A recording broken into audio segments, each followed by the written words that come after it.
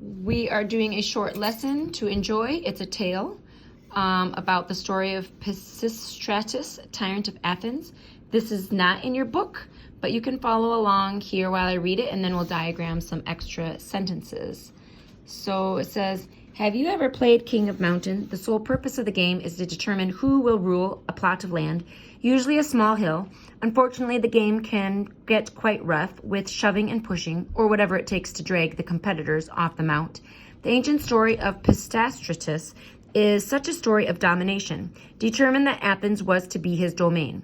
Pisistratus used deceptive means to convince the poor to follow him and to overpower the wealthy.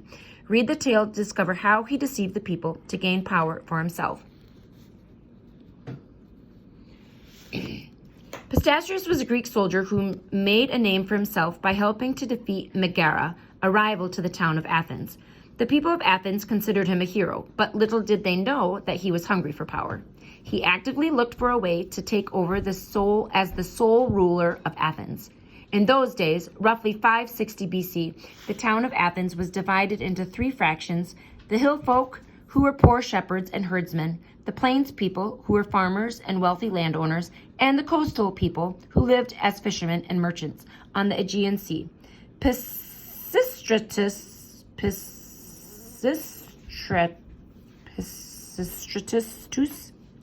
however, knew that the poor people, the hill folk, and the envied wealthier people of the plains and the coasts, he knew that if he became their champion, he could overtake the rest of Athens and become its tyrant.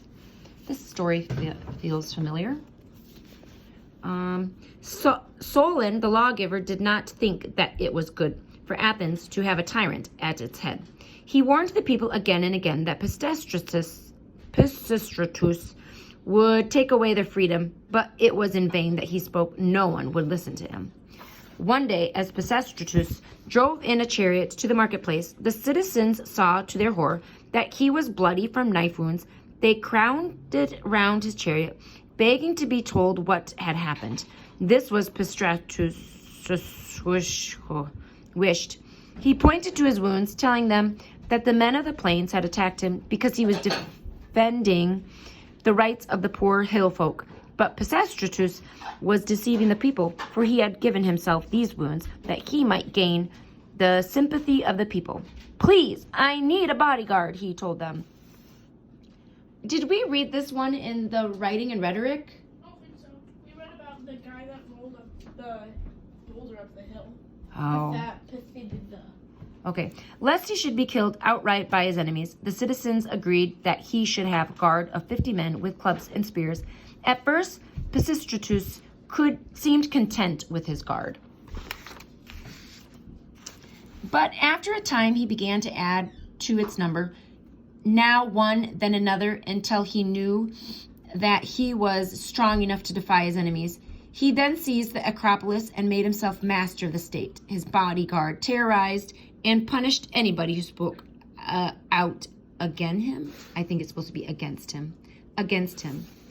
The leaders of the plains and the coast were forced to flee, and the people, in spite of the warnings of Solon, were amazed at the cunning and the boldness of Pisistratus. Had shown. These events illustrate the saying, if tyranny and oppression come to the land, it will be in the guise of fighting an enemy. What? What? That's like America today. If tyranny and oppression come to America, it will be in the guise of fighting an enemy. Anyways, questions to ponder. We're not going to do that. We're just going to get straight to diagramming some sentences. Again, your job is just to watch and follow along. And while you're watching,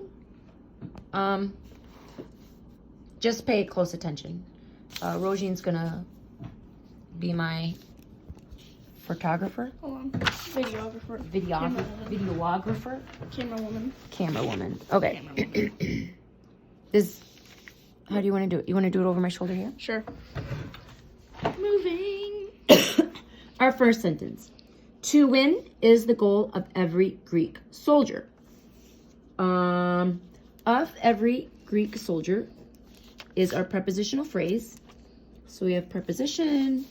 Soldier is the object of the preposition because Greek is telling us what kind of soldier, and every is telling us how many, right? It's answering how many. To win. Oh, is that a prepositional phrase? To win? No. No, what is it? It's a verbal. It is a verbal. So I'm going to go like this right away. To win is the goal. Is ding, ding, ding, ding. Linking verb. Okay, that's a linking verb. So to win is our subject. To win is who or what? It's the goal. Is the goal. So goal is that rename or describe the subject. Rename. Rename. It is the goal. So to win equals goal. That is a predicate nominative, and the is an article. It is an adjective. And of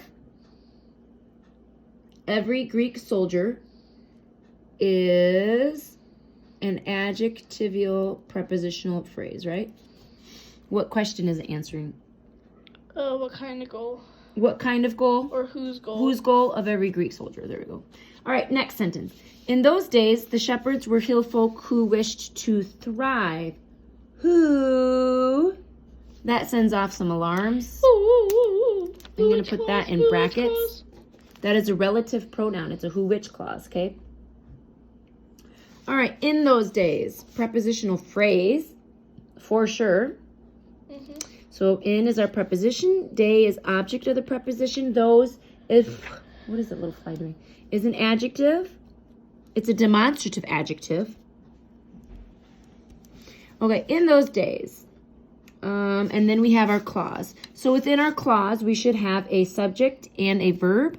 Who is our relative pronoun. Remember, who? So this is actually our subject. Who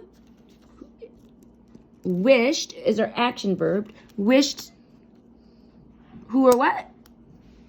To thrive. To thrive. Because we have an action verb, we should have a direct object. To thrive, at the heart of this activity is, this is acting as a noun, and it is a direct object, okay? So now we are moving on to our principal clause, otherwise known as the main clause. This clause is about shepherds, right? So shepherds is our subject. The shepherds were. Ding, ding, ding. Ding, ding, ding, ding, ding. That's a linking verb, I do believe. They were what? Hill folk. Hill folk. I would say folk is our predicate nominative, but they have this whole thing Yeah, me too. as one whole thing. I would say what kind of folk? Hill folk, but whatever. That's what the book shows. This is an adjective. Who wished to thrive is telling us more about which hill folk? Which hill folk? The ones who wished to thrive. This is an adjectival clause. It's not a prepositional phrase. It's a clause, a who which clause, right? So here's our prepositional phrase. In those days. Which days? Those days. Is this adverbial or adjectival? Okay, 1 second. In those days, I think is when. When? So it's adverbial? Yeah. Okay. Which days? When? Were when? In those days. So this is an adverbial prepositional phrase, okay? So, our next sentence is Pisastrusus, and I think they have this wrong. This is how the book had, but isn't it an S, just an S apostrophe? Yeah. Yeah, this is how they had it in the book, so that's another editing error. Is Pistachius' knife wound a wound to trust? It's a question, interrogative. So I'm gonna rephrase it. Pistachius' knife is. No, pistachios was one. Pistachius' knife wound is a wound to trust. No, it's not. So wound. 1 second. I believe is our subject. Okay. Yeah. And is our linking verb. So that means we're going to have either a predicate noun or a predicate adjective. The wound is a wound. Wound To is trust. renaming wound. Yep, this is predicate nominative. Okay. Adjective. And this here, to trust, is an adjective. What kind of wound? A wound that you can trust, right? It's an adjective. So then right here we just have adjectives, okay? And that would be it. Okay, were the plain and coastal folks wealthier people who refused to care?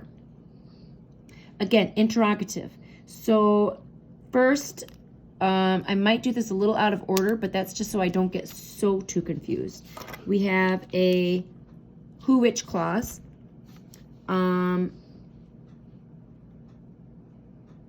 So this is our subject. Who refused to do what? To care. To care. This is a direct object. Okay. Now, I'm going to change this into a statement. Plain and coastal folks were wealthier people. So it looks like folks is our subject. Folks is our subject. They were, that's our linking verb. They were who or what? People. This is a predicate nominative. So it'd be like this. Folks were people, okay? Which kind of people? Wealthier people. And then here is a compound adjective, okay? These are all adjectives. All right. Next. Desired to deceive. Obviously, this is our subject. It's simple. And what did he do? His action, he desired. He desired who or what? He desired to deceive. This is a direct object. To dominate is not good and it can be dangerous. That is a linking verb. So now I have to dominate. This is my verbal. It is the subject. It's the action. It's the activity of to dominate, okay? To dominate is what? Good. Oh. It's a PA. Ooh.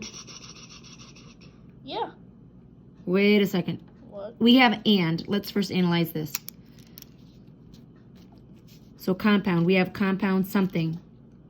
This is a compound sentence. Because we can say it can be dangerous. Subject. And be is our predicate verb. This would be a helping verb. It can be what? Dangerous. A predicate adjective. So this is one sentence. This is the other sentence. To dominate is good. Another predicate adjective, and this is an adverb. And how you would diagram this, let's diagram this right here. We have an SVLPA, and we have another SVLPA. And you're going to link the verbs, remember? So here we have